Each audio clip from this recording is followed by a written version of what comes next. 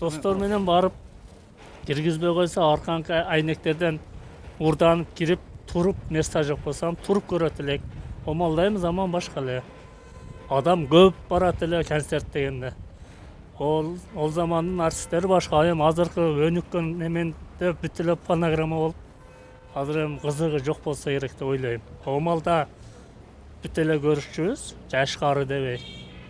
Адамдар батпай көрөт эле. Bizde mende erini uğurlamadım, bırak uğurdanıp çıkan okuyalar болгон да. Концертке барган учурда кандай бир кызыктуу окуя болду эле, эсиңизде барбы? Ондайлар эсимде жок, эсине чыгып калып турган. Көп жыл болду да. Эми ошо айдын тараганы канча, биздики канча. Ошол маалда жаш кезиңизде концерттер кандай эле жана кантип барат элеңер ошол концерттерге? Кызыгып барат эле.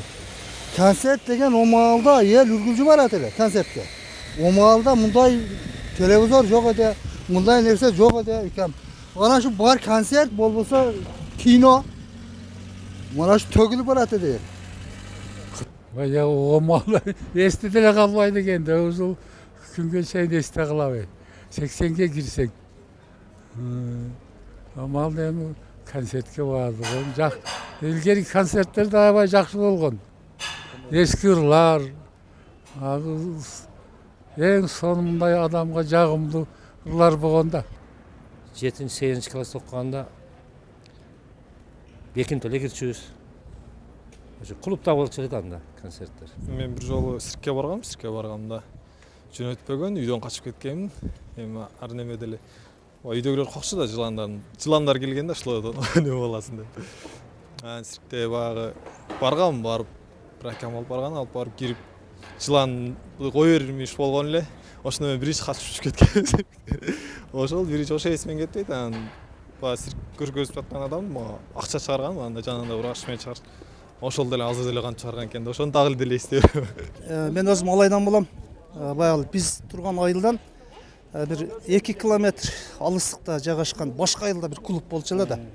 Биз ошол клубка жана жаш балдар акчабыз жок болсо дагы ошол жанагы ал убакта бизге баягы клубка кино коюлат болчу.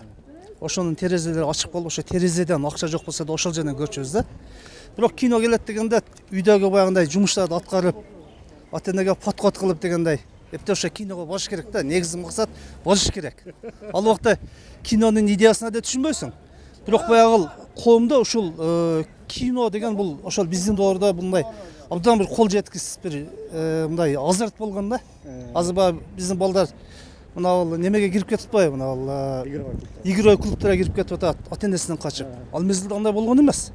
Биринчи үй жумуштарын бүтүп коюп, андан кийин кечкисин кино концертке барат элек да. Концертке барган эмесмин. Кечки кезинде такыр барган эмес. Вообще барган. Ошо мектептердин бир кычыктарында занёзго тозуп ошо кинолорду көрчү элек.